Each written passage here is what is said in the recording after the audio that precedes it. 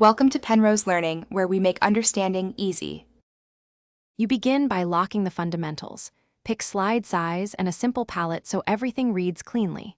Once chosen, create or edit the master slide to place logos, footers, and default text styles. This saves minutes later.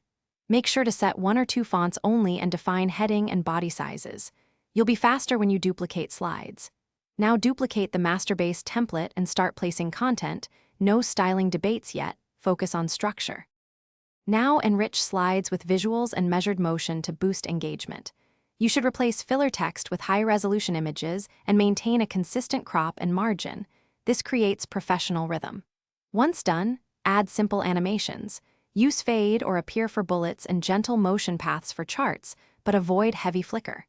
Make sure to align everything with grids and the Align tool to preserve balance. If a slide feels noisy, remove one element and finish by running a full presentation test in present mode on the target display. That reveals timing and aspect issues you might miss. Make sure fonts are available or use built-in fonts. Embed videos or add a downloadable backup to avoid playback failure. Once done, review timings and speaker notes for pacing. If something breaks at the last minute, open version history to restore a prior working copy. This buys you time to recover and keep the flow intact.